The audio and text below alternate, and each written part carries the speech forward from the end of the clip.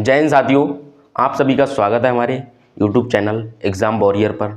जैसा कि कल हमने बात कर ली थी हिंदी की वर्णमाला, ठीक है।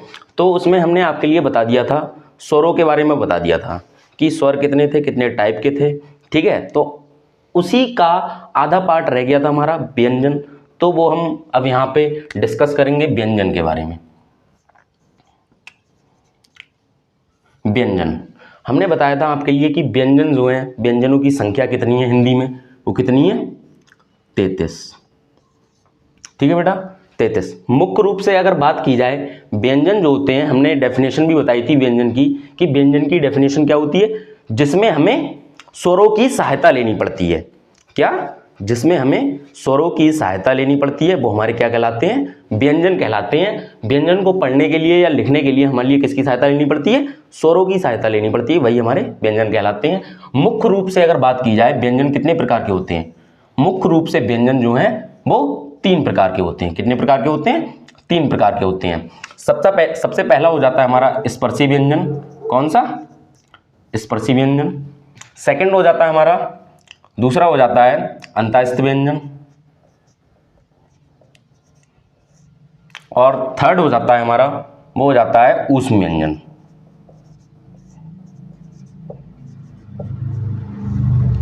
ये 3 व्यंजन है हमारे मुख्य रूप से, स्पर्शी व्यंजन, अंतःस्थ व्यंजन और ऊष्म व्यंजन, ठीक है। तो एक एक करके हम पढ़ेंगे। सबसे पहले पढ़ेंगे स्पर्शी व्यंजन को कि स्पर्शी व्यंजन कौन कौन से होते हैं। स्पर्शी व्यंजन,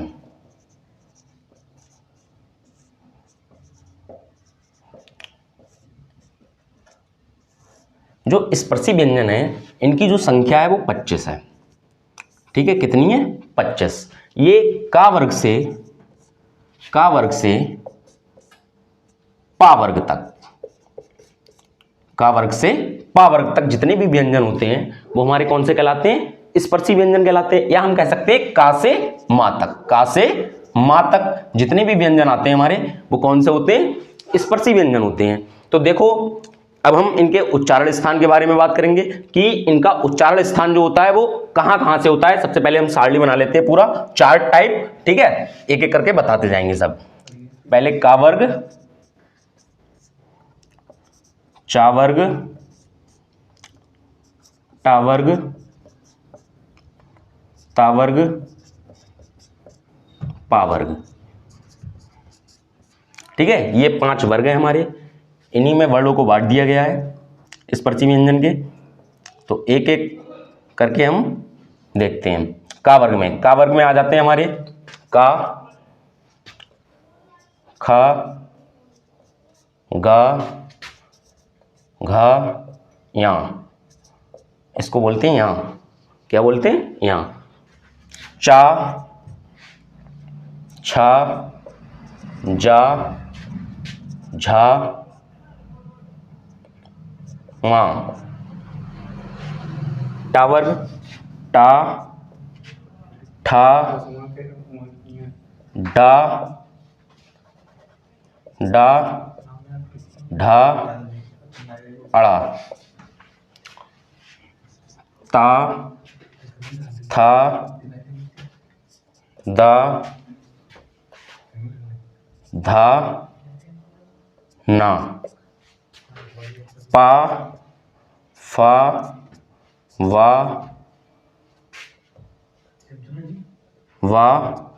भा, मा, ठीक है। ये हमारे स्पर्शी व्यंजन के अंतर्गत आने वाले वर्ण हैं। अब हम इनके उच्चारण स्थान की बात करते हैं। अगर सबसे पहले मैं बात कर लूं कि इन वर्गों के लास्ट वाले जो अक्षर होते हैं, लास्ट वाला जो वर्ड होता है, उनके लिए हम क्या कहते हैं। जो लास्ट वाले ये 5 वर्ड दिख रहे हैं, ठीक है बेटा, जैसे कि मैं नीचे लिख दे रहा हूं,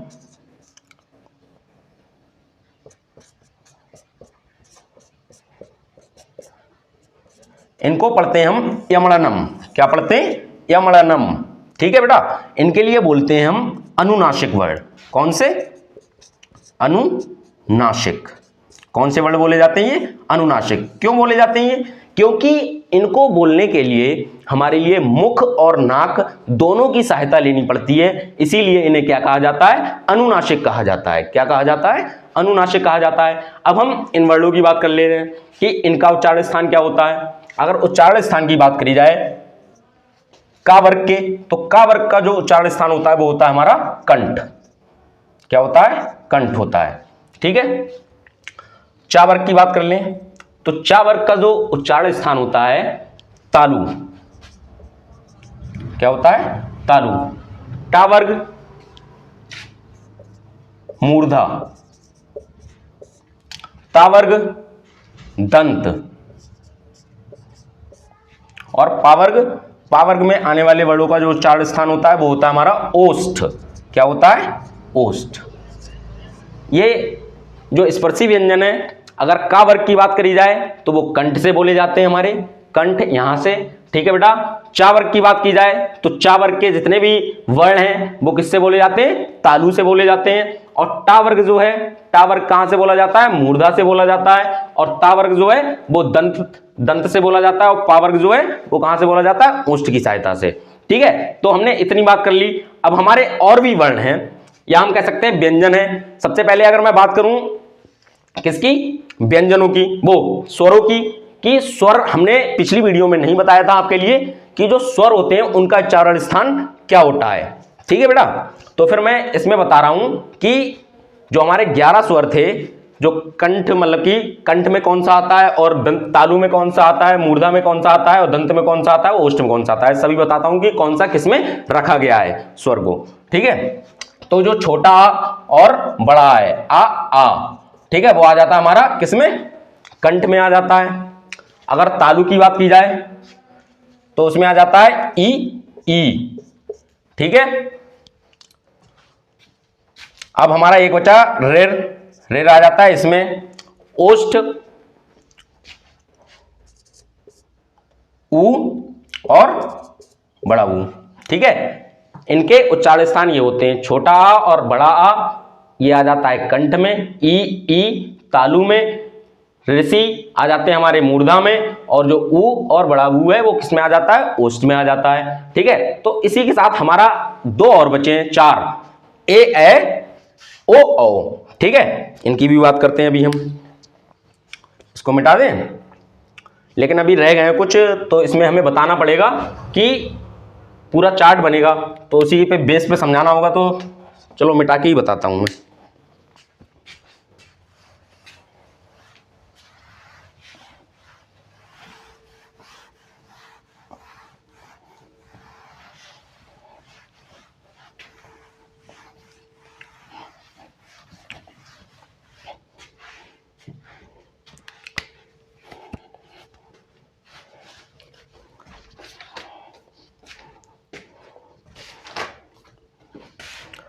हाँ, हमारे 4 बचे थे। एक था ए ओ और औ। इनके उच्चारण स्थान की बात कर लेते हैं। ठीक है, कि इनका उच्चारण स्थान क्या होता है। जो ए और ए है, इसका उच्चारण स्थान होता है कंठ तालब। क्या होता है? कंठ तालब। क्या होता है? कंठ तालब, इन दोनों का। ठीक है। ओ और औ है, इनका जो उच्चारण स्थान होता है वो क्या होता है? कंठोष्ठ। कंठोष्ठ। ठीक है साथियों। ए और ए का उच्चारण स्थान कंठ तालब, और ओ और औ का उच्चारण स्थान क्या होता है? कंठोष्ठ। ठीक है साथियों। इसी के साथ मैं और जो व्यंजन बचे हुए हैं उनकी बात कर लेता हूं। अब मैं स्पर्शी व्यंजन की बात हो गई। अब हमारा आता है अंतःस्थ व्यंजन।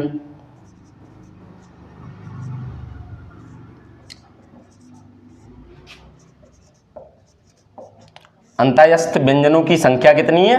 वो है 4। कितनी है? 4 है। ठीक है साथियों। कौन कौन से हैं इसमें हमारे? या, रा, ला और वा। ठीक है। अब अगर मैं बात करूं कि जो या और वा है, और इनके लिए किस नाम से जाना जाता है, तो या और वा को हम क्या कहते हैं, अर्ध स्वर भी कहते हैं। क्या कहते हैं, अर्ध स्वर। ठीक है साथियों, या और वा को हम क्या कहते हैं, अर्ध स्वर भी कहते हैं। क्यों कहते हैं अर्ध स्वर, क्योंकि ये स्वरों से मिलकर बने हैं। किससे मिलकर बने, स्वरों से मिलकर बने हैं। जैसे कि या है, क्या है, या, और वा, ये किससे मिलकर बना है, ई या बड़ी ई कह सकते हैं हम, प्लस आ से मिलकर बना है, क्या, या। ठीक है, और वा जो है ऊ और बड़ा ऊ, इससे मिलकर बना है। ठीक है, वा बनता है हमारा, इसीलिए इन्हें क्या कहा जाता है, अर्ध स्वर कहा जाता है। ठीक है, रा, जो रा है, क्या है, रा। रा को हम क्या कहते हैं, लुंठित व्यंजन भी कहते हैं। क्या कहते हैं, लुंठित व्यंजन भी कहते हैं। क्या बोलते हैं इनके लिए, लुंठित भी कहते हैं या प्रकंपित भी कह देते हैं। क्या कह देते हैं, प्रकंपित, प्रकंपित भी कह देते हैं। क्योंकि रा को बोलने पर क्या होती है, आवाज हमारी जो होती है, वॉइस निकलती है, आवाज निकलती है जो, वो कैसी होती है, कंपन, कंपन से निकलती है। ठीक है, इसीलिए इसे क्या कहा जाता है, प्रकंपित भी कहा जाता है। ठीक है, अब हमारा बचा क्या, ला। ला, ला को हम क्या बोलते हैं, पार्श्विक। ला को हम पार्श्विक कहते हैं। ला की जो आवाज निकलती है वो कहां से निकलती है, हमारी जीभ और मसूड़े के बगल से निकलती है। कहां से निकलती है, जीभ और मसूड़े के बगल से निकलती है। ठीक है, तो इसे हम क्या कहते हैं, पार्श्विक कहते हैं ला के लिए। तो इतनी बात हो गई हमारे अंतःस्थ व्यंजन की। अगर मैं इनके उच्चारण स्थान की बात कर लूं तो या, रा, ला, वा, इसका जो उच्चारण स्थान होता है मैं ऐसे लिख दे रहा हूं, या, रा, ला और वा।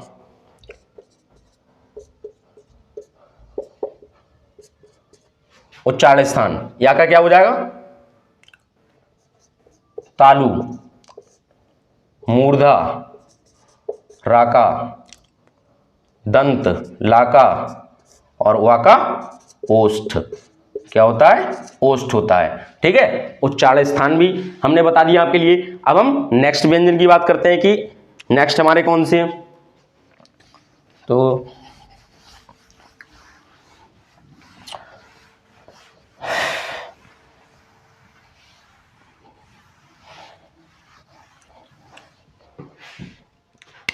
हमारा अब बचा ऊष्म व्यंजन।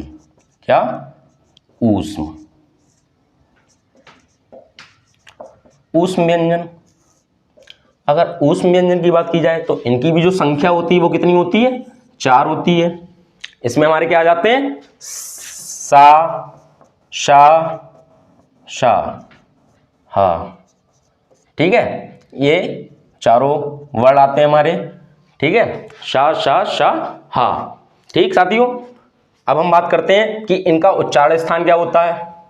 सबसे पहले हम बात करेंगे हा की। हा की जो हा है, हा कहां से आवाज निकलती है, कंठ से निकलती है। हा की कहां से, कंठ से। ये सा जो है वो कहां से निकलता है, तालू से। और ये वाला जो सा होता है वो कहां से, मूर्धा से। और ये दंत से। ठीक है साथियों, तो इनका उच्चारण स्थान क्या होता है, हा का जो होता है वो कंठ होता है। ये सा जो दिख रहा है इसका क्या होता है, तालु होता है। ये सा मूर्धा और ये वाला दंत। ठीक है, अब हम बात करते हैं, एक और आता है हमारा व्यंजन जिसे हम बोलते हैं संयुक्त व्यंजन। क्या बोलते हैं, संयुक्त व्यंजन। क्या बोलते हैं, संयुक्त व्यंजन बोलते हैं।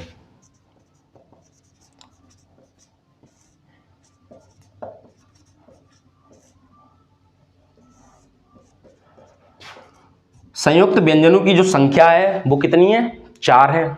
इसमें हमारे कौन कौन से आ जाते हैं, छा, त्रा एंड ज्ञा और स्रा। ये 4 वर्ण आते हैं हमारे किसमें, संयुक्त व्यंजन में। ठीक है, अब हम इनको संयुक्त कहा क्यों जाता है, क्योंकि ये दो व्यंजनों से मिलकर बने होते हैं, इसीलिए इन्हें क्या कहा जाता है, संयुक्त व्यंजन कहा जाता है। अब हम ये देख लेते हैं ये कौन कौन से दो वर्णों से मिलकर बनते हैं। जो छ होता है वो किससे मिलकर बना होता है, का प्लस सा से। किससे, का प्लस सा से मिलकर बना होता है। त्रा जो होता है, त्रिशूल वाला जो त्रा होता है वो किससे मिलकर बना होता है, ता प्लस रा से मिलकर बना होता है। ठीक है। अब जो ज्ञा है, ज्ञानी वाला ज्ञा, ठीक है साथियों, वो किससे मिलकर बना होता है, वो हमारा मिलकर बना होता है जा और वहां। ठीक है। और जो श्रा है वो किससे मिलकर बना होता है हमारा, वो मिलकर बना होता है शा प्लस रा से। ठीक है। तो ये जो हमारे हैं वो किससे मिलकर बने हैं, दो व्यंजनों से मिलकर बने हैं, इसीलिए इन्हें क्या कहा जाता था, संयुक्त व्यंजन कहा जाता था। ठीक है। अब हम इनके उच्चारण स्थान की बात कर लेते हैं। इनका जो उच्चारण स्थान है वो क्या होता है, जो छा है, छा का उच्चारण स्थान हमारा क्या होता है, कंठ मूर्धा। क्या होता है, कंठ मूर्धा। क्या होता है, कंठ मूर्धा होता है। ठीक है। नेक्स्ट त्रा जो है, त्रा जो होगा, त्रा का उच्चारण स्थान क्या हो जाएगा, दंत मूर्धा। दंत मूर्धा क्या होता है, दंत मूर्धा होता है।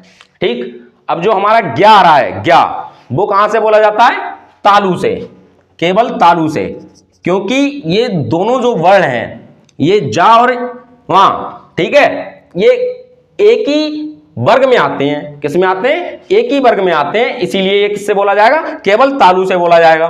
ठीक है। अब हम बात कर लेते हैं श्रा की। ठीक है। किसकी, श्रा की। जो श्रा है वो कहां से बोला जाएगा, तालव्य मूर्धा से।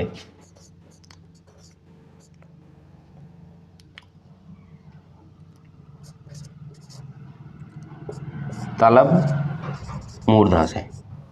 ठीक है। तो इनके उच्चारण स्थान की बात हो गई। अब हम बात करते हैं इन्हीं के साथ कुछ हमारे महाप्राण होता है, अल्प प्राण होता है, अघोष होता है, सघोष होता है। ठीक है साथियों, तो हम उनकी भी बात कर लेते हैं।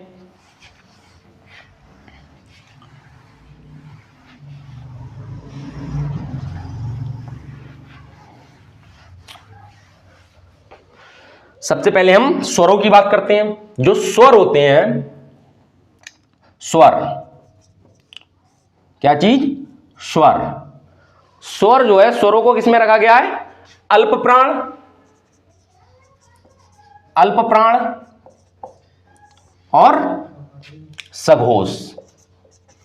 किसमें, सघोष में। जो स्वर हैं इनके लिए किसमें रखा गया है, अल्प प्राण और सघोष। अल्प प्राण में मतलब क्या होता क्या है, इसमें यह होता है कि वायु जो निकलती है वो मुख से, वो क्या निकलती है, कम निकलती है, इसीलिए क्या कहा गया है, अल्प कहा गया है। जितने भी हमारे स्वर होते हैं वो क्या हैं, अल्प प्राण हैं और सघोष हैं। इसी के साथ मैं अगर व्यंजनों की बात कर लूं, जो व्यंजन होते हैं हमारे, अगर व्यंजन की बात की जाए, किसकी, व्यंजन की, हमने स्पर्शी व्यंजन की बात की थी, तो स्पर्शी व्यंजन में अल्प प्राण की अगर बात की जाए, स्पर्शी व्यंजन में अल्प प्राण की बात की जाए, तो उस सीरीज का पहला कॉमा तीसरा कॉमा पांचवा वर्ड जो होता है वो क्या कहलाता है, हमारा अल्प प्राण कहलाता है। क्या कहलाता है, अल्प प्राण कहलाता है। ठीक है। और महाप्राण की बात की जाए, महाप्राण की, तो महाप्राण में क्या होता है, महाप्राण इसी सीरीज का दूसरा और चौथा वर्ड जो होता है वो हमारा क्या कहलाता है, महाप्राण कहलाता है। ठीक है। अब हम नेक्स्ट, मतलब कि ये बात हो गई हमारी, तो इतनी बात हो गई हमारी अल्प प्राण और महाप्राण की। ठीक है। मतलब कि वर्ग का पहला, तीसरा, पांचवा वर्ड जो है वो अल्प प्राण, और महाप्राण दूसरा और चौथा वर्ड जो है वो महाप्राण। अब हम बात करते हैं सघोष और अघोष। जो अघोष होते हैं वो कौन से होते हैं, हमारे पहले और दूसरे वर्ण जो होते हैं वो कौन से कहलाते हैं, हमारे अघोष कहलाते हैं। ठीक है। और सघोष जो होते हैं तीसरे, चौथे और पांचवें वर्ण जो होते हैं वो हमारे क्या कहलाते हैं, सघोष कहलाते हैं। ठीक है साथियों, तो इसी के साथ मैं अपनी क्लास को समाप्त कर रहा हूं। धन्यवाद हमारी वीडियो देखने के लिए, और हो सके तो हमारे चैनल को सब्सक्राइब करें। धन्यवाद।